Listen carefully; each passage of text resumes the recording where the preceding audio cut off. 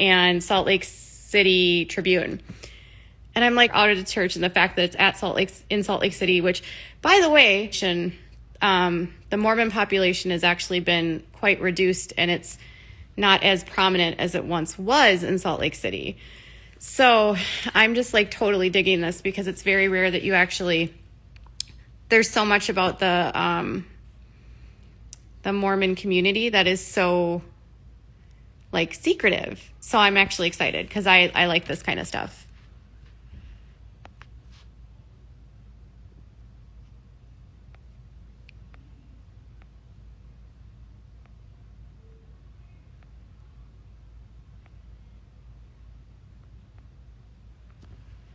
So I watched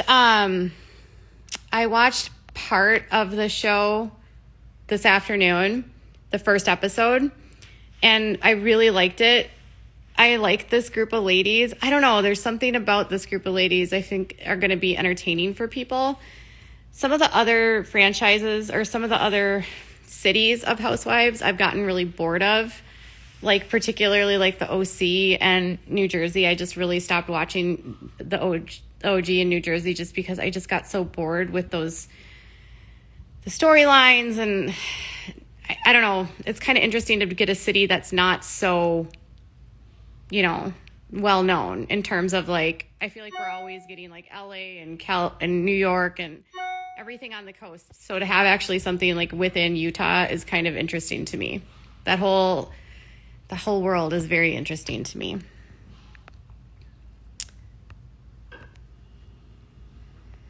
So the show started on November 11th on Bravo.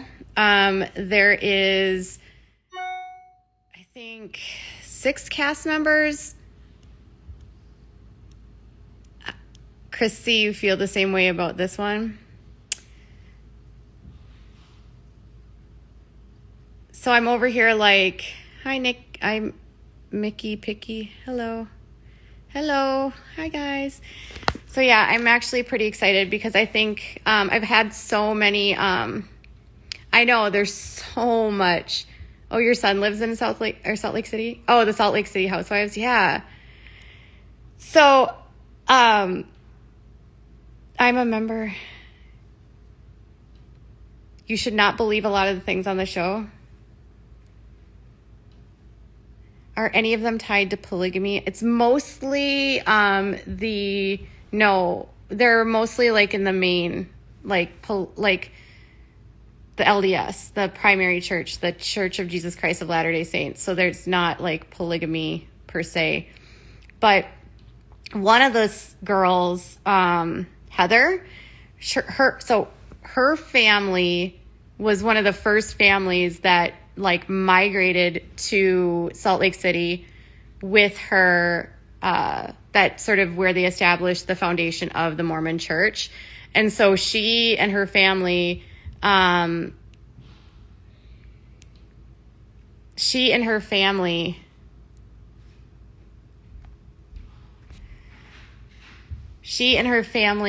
moved there, and then she ended up marrying this guy who was apparently very prominent within the Mormon community as well, that was very, very wealthy.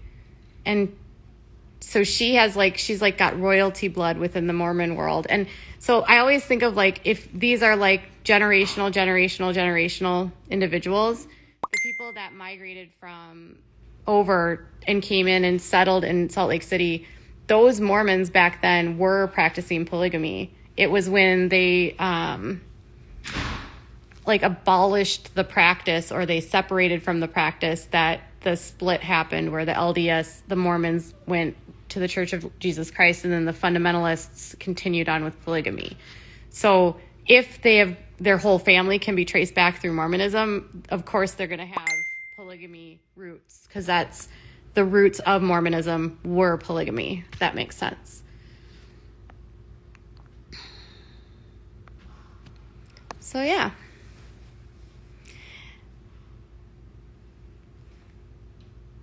Do they no longer call? I don't know. On the women that were on the show called themselves Mormon. So I'm not sure. But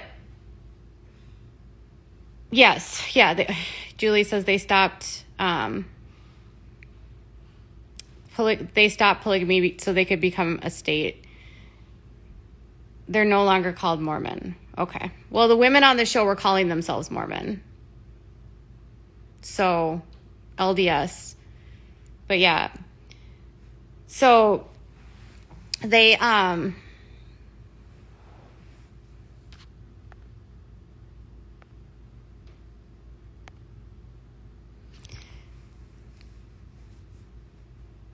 they don't. One of the women said that I don't even know. I'm just like, this is wild. One of the women, her husband is a coach for Utah University Utah State or Utah University or University of Utah. Oh, their new prophet asked people to not call them Mormon anymore. Got it. Okay, so I'm sorry. Thank you for sharing that. Do you know why that was something that I learned today, was that they have prophets. So I grew up Catholic and I don't know anything about it. And I was like, well, is that like the Pope? Because the Pope in the Catholic Church is not considered a prophet. Like a prophet would be considered like a prophet of God, right? Yeah, the FLDS is like in multiple factions. So there's the FLDS, which is Warren Jeff's group. There's the AUB, which is the group that the Browns are in. There's the Kingston Clan. And then there's independent polygamists.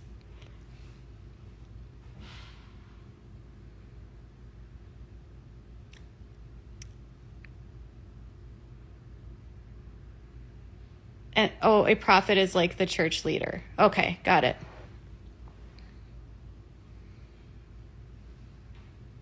They believe he's the only true living prophet on earth. How do they determine who the prophet is? Does it like come to them? That's wild. I didn't know that. Interesting.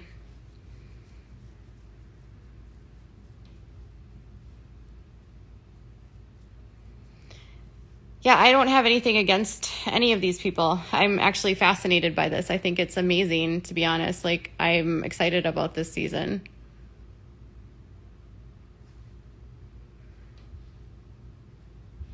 Got it.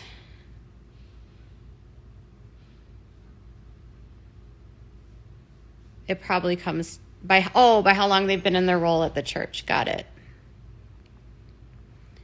Is the main part of LDS actually in Salt Lake City? Is that where the main temple is? I think it's the main temple.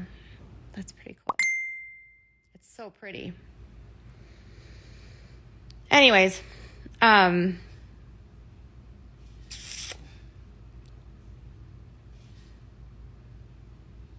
okay, that makes it. Yeah, so I'm like, I wanted to jump on here over on Instagram to tell you guys about it, because I was like, well, I made a video and I don't typically cover Real Housewives, but I feel like for those of you that really love like the fundamentalist content, you might really like this, especially because Mary Cosby is like a Pentecostal pastor. So it's wild. It's wild.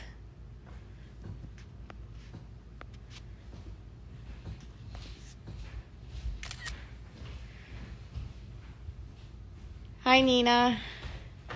The temples are gorgeous. All right. I am going to get going. I hope you guys have a really good night. Thank you. Terry says my eyebrows are on point. I'm telling everyone about the Real Housewives of I keep wanting to say St. Paul because that's where I'm from, or like that's where I am. Salt Lake City. I don't know why I keep wanting to say St. Paul. But I'm so excited about, I'm really excited. Oh, Nina saw Todd. Haha. Julie, why don't you, Julie, if you could DM me, I would love to talk with you more. I would love to. Like, I'm fascinated fascinated with it. I think it's like, I don't know, I've always been into those kinds of shows. So, hi, Kelly. Yes, St. Paul, that's where you live. Well, I grew up in Northeast Minneapolis. Northeast. But yeah, Julie, if you could DM me, I would love to learn more. I feel like I got a really good handle about the polygamy world because I had an opportunity to speak to somebody that works for this organization that helps educate people about like sort of the issues around polygamy and sort of the helps women that are thinking about leaving, educate them about sort of the systemic rules within the polygamous societies that are kind of detrimental to them. And so I actually interviewed this woman named Melissa Ellis that works for this organization, and she talked a lot about a lot of the abuses that happen within the Mormon church, or not the Mormon church, within the polygamist groups, and just how the women are just treated so terribly. And it was such a neat opportunity. She actually came from the Kingston clan. And then I also was able to interview someone that was part of the AUB, which is the same group that the Browns are in. And that group is like, on the scale of all the different groups, I feel like the AUB is kind of like the least offensive in terms of like the Kingston clan, by the way that Melissa was describing it, was really bad, terrible in terms of how they treat the people. So, and obviously we know and obviously we know what's going on with the FLDS, with Warren Jeffs. He's in prison. So, yeah.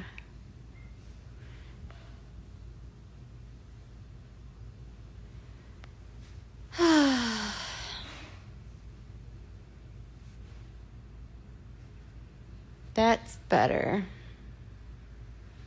There is a show on the Kingston clan. It's called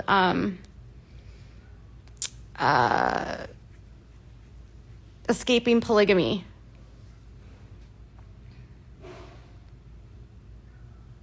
Yes, Beauty Lush Bays says, I feel like there are many different segments of the LDS church. Some seem equivalent to standard religion, while some are more radical.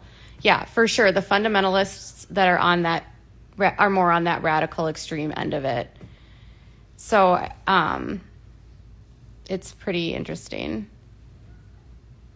I've been friends with several people in the LDS church, and they're wonderful people, like great people. I wouldn't ever it's just whenever anything gets super extreme. Oh, beautiful. Utah is so pretty.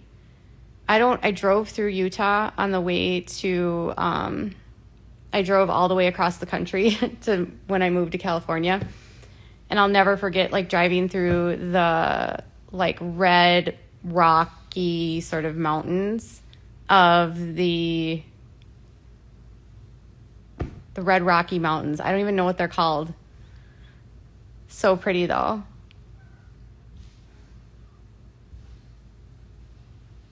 Not all of the fundamentalists still dress like pioneers and practice. That would be, so Warren Jeff's group, the FLDS, they wear the prairie dresses and they have sort of that poofy hair with the braid down their back. But the AUB and the Kingston clan, they just dress normal. They work in your communities. A lot of the kids go to the schools. A lot of times they assimilate so much into the community, you don't even really know that the kids are part of that.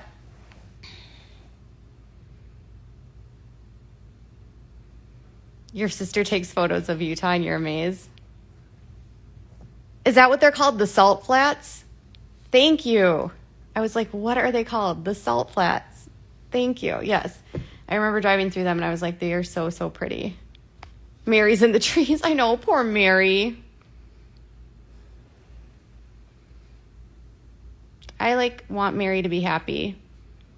So so much. The AUB dressed more modestly than the Kingston clan.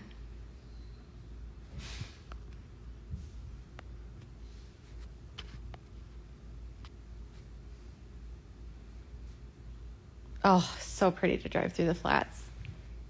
So pretty. This girl, I don't know much about the education.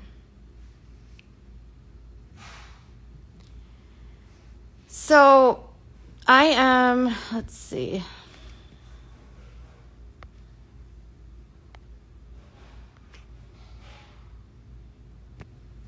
I'm chilling like a villain. You live in Utah and you're not active. Okay.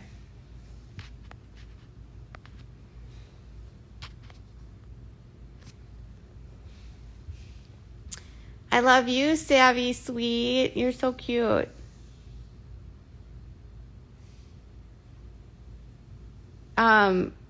Cody's wives normally dress in 3/4 sleeve shirts. Is that true? I've never noticed that. They did go to the beach. So Christine took her girls to New Jersey because Isabel had her surgery for her scoliosis. And she brought the girls to the beach, and I was surprised because the girls they were wearing bathing suits that were like kind of, I don't know, like two pieces. I think you may have gone through the Red Rock area. Is that what it's called in Utah? It was so pretty. They're like red rocks that have like flat tops. They're like on hills, but it's not mountains. I don't know. That's all I can, like, that's the only way.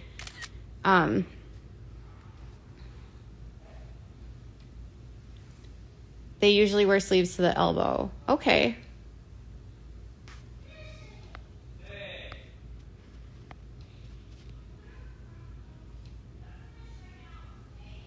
Southern or northern Utah. I don't remember. It's southern. Yeah, it must have been southern.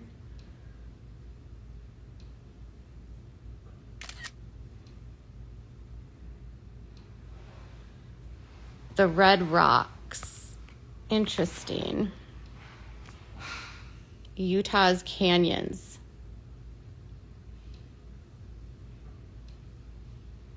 You remember them saying something about sleeve length. Now I want to know about the sleeve lengths.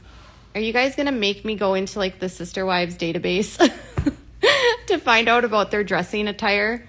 Because I seriously want to go through now I might need to. Well, no, because Mary wears t-shirts now. She wears like t-shirts. She sells her like LuLaRoe t-shirts, and you can see her like wearing t-shirts now.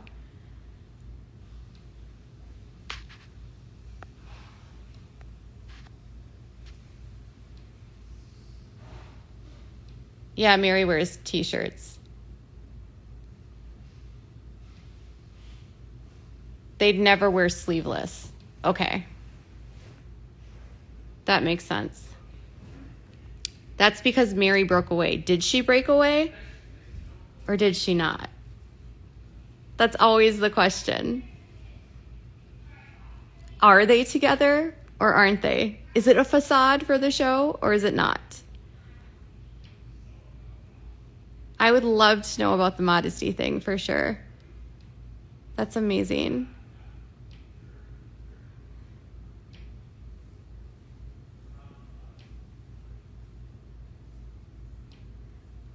Mary, no, I always just want to believe. I like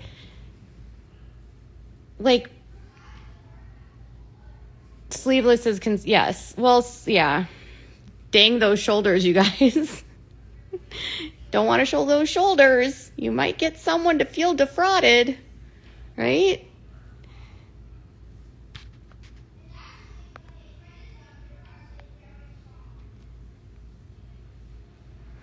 Oh, the Jodi Arias trial. That trial was ridiculous.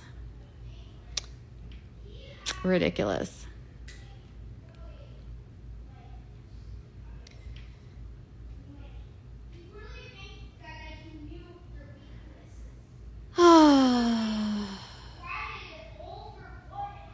I'm... All the women have to wear white under their garments. I can't wait, Julie. DM me all the details. Yeah, those shoulders, they get you all riled up.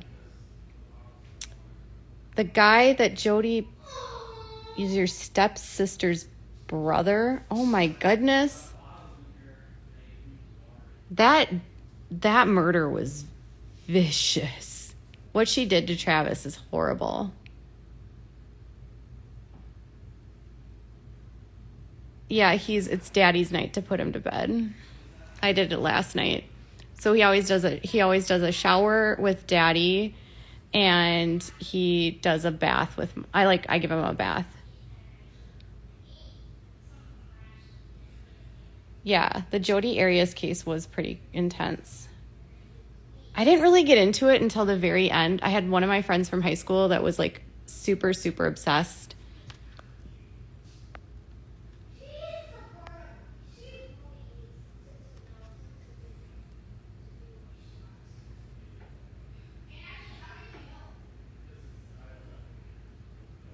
I'm sure. He seemed like he was a good guy. What I really don't like about these trials when there's a murder trial, that like the defense of it gets to like paint the victim in any type of way. That really bothers me. Like, he's gone. It's not fair. Oh yes, the Josh and Susan Powell. Like, it reminds me of how like people are like constantly trying to like blame Chris Watts' wife for everything, and I'm like, no, that's not how this works. No, it's not real, Alma. No, I did not. All right. Anyways, Josh and Susan Powell is tragic. Yes, very.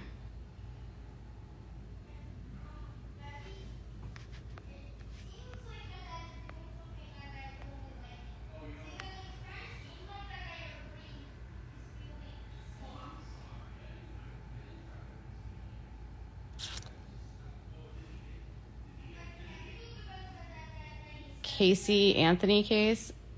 Yeah, I feel like everyone has one of those cases that they get like so interested in. You know what case I'm always fascinated with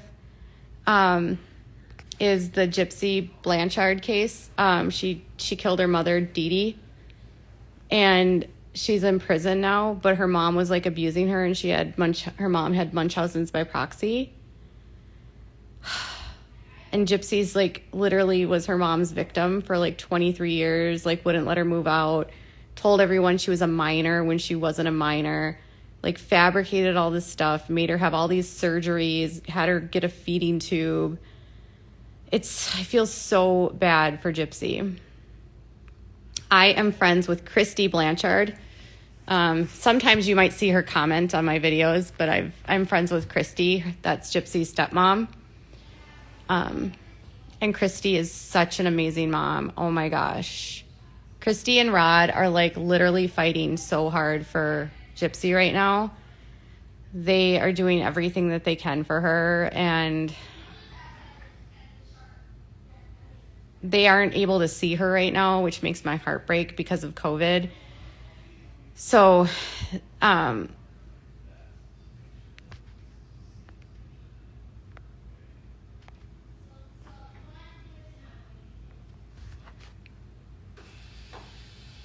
Deseret News.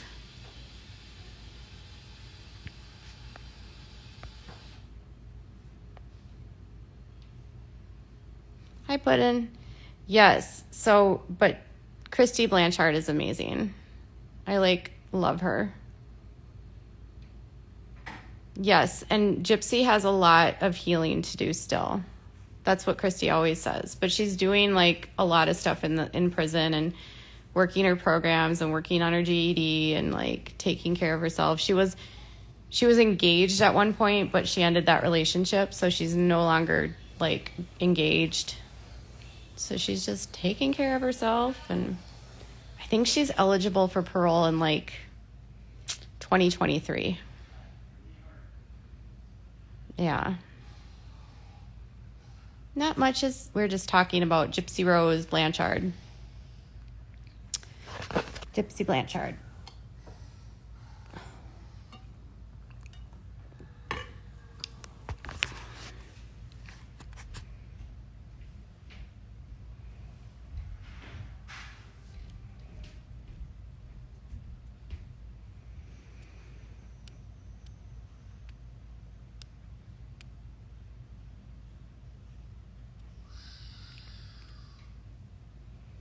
You don't know who Gypsy is? Oh my gosh, you should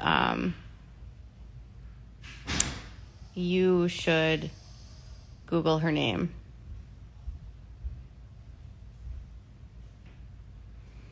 You still live?